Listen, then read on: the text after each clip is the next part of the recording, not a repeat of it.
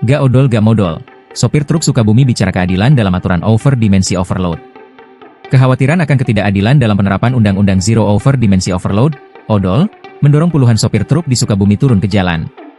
Mereka menggelar aksi damai di depan kantor Dinas Perhubungan, Dishub, Kabupaten Sukabumi, di Desa Sukamulya, Kecamatan Cikembar, pada Selasa, 24 Juni 2025, menuntut kepastian hukum dan perlindungan bagi pengemudi. Aksi yang digalang komunitas sopir lintas wilayah, Sukabumi Ngahiji, ini muncul sebagai respons atas rencana penerapan penuh UU ODOL yang akan diberlakukan pada Juli dan Agustus 2025. Dalam unjuk rasa tersebut, para sopir menyoroti ketimpangan tanggung jawab antara pengemudi dan pemilik kendaraan.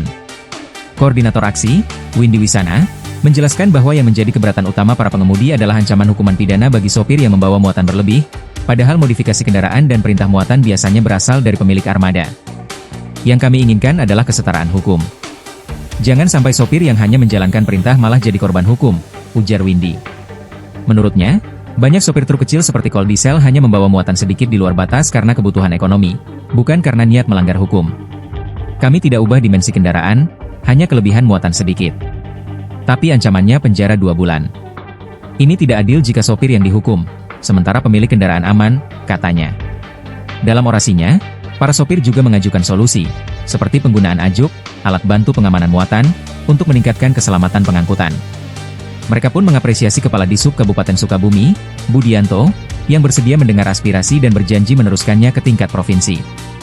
Alhamdulillah, Pak Kadis dan pihak kepolisian menerima aspirasi kami dengan baik. Sekarang di Jabar belum ada penindakan, baru tahap sosialisasi. Kami harap suara kami bisa diperjuangkan, ujar Windy. Isu lain yang juga disuarakan dalam aksi ini adalah tingginya nominal denda pelanggaran ODOL yang dinilai tidak sebanding dengan penghasilan sopir. Kami ini dari kalangan bawah. Kalau didenda besar atau dipenjara, hancur kehidupan kami, katanya. Menanggapi aksi tersebut, Kepala Dinas Perhubungan Kabupaten Sukabumi, Budianto, menyampaikan bahwa pihaknya telah menjelaskan poin-poin dalam aturan ODOL kepada para pengemudi. Ia juga memahami kekhawatiran mereka, terutama soal ketimpangan tanggung jawab dan tingginya denda. Mereka meminta keadilan dalam penerapan hukum. Kalau ada denda, jangan terlalu tinggi. Banyak pengusaha kecil yang terpaksa melebihi kapasitas karena biaya operasional. Kami akan sampaikan hal ini dalam rapat di Bandung, ucap Budianto. Ia juga menegaskan bahwa hingga saat ini belum ada penindakan hukum terkait ODOL, karena masih dalam tahap sosialisasi. Penindakan akan mulai dilakukan pada bulan Agustus mendatang oleh pihak kepolisian.